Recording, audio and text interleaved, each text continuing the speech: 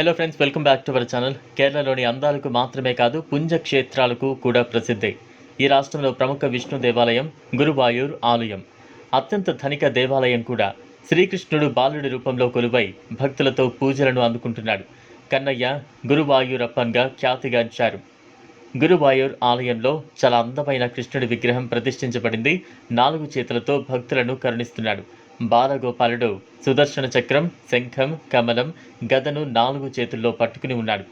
అయోధ్యలో రాముడు బాలుడి రూపంలో ఎలా పూజలను అందుకుంటున్నాడో అదేవిధంగా ఈ గురువాయూరప్పన్ గుడిలో శ్రీకృష్ణుడు బాలుడి రూపంలో పూజలు అందుకుంటున్నారు.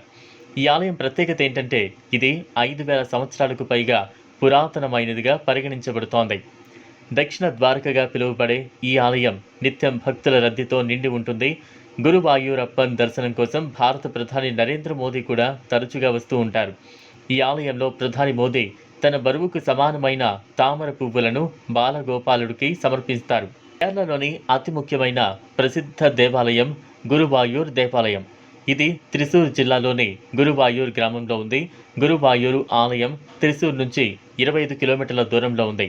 ఈ ఆలయాన్ని దక్షిణ ద్వారక అని కూడా అంటారు. ఈ ఆలయాన్ని దేవతల గురువు బృహస్పతి, వాయుదేవుడు కలిసి స్థాపించారని నమ్ముతారు. గురువాయూర్ అనేది మలయాళ పదం. గురువు గాలి సహాయంతో స్థాపించిన భూమి అని అర్థం.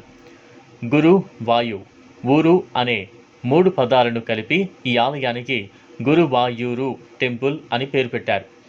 ఈ ఆలయం గురించి ఓ పురాణ కథ కూడా ఉంది. దీని ప్రకారం కలియుగం ప్రారంభంలో వాయుదేవుడు దేవతల గురువుగా పరిగణించబడే దేవగురు బృహస్పతిలు శ్రీకృష్ణుడి విగ్రహాన్ని కనుగొన్నారు. ఈ విగ్రహం ద్వాపర యుగం నాటిది. అప్పుడు వాయుదేవుడు దేవగురు బృహస్పతి ఆలయాన్ని నిర్మించి ఆ విగ్రహాన్ని ప్రతిష్ఠించారు. దేవగురువు బృహస్పతి కోరిక మేరకు విశ్వకర్మ స్వయంగా ఈ ఆలయాన్ని నిర్మించారు.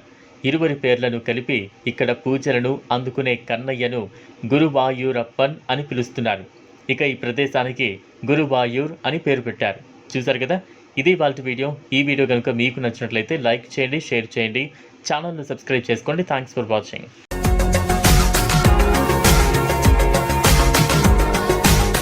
మరిన్ని అప్డేట్స్ కోసం మా ఛానల్ని సబ్స్క్రైబ్ చేయండి.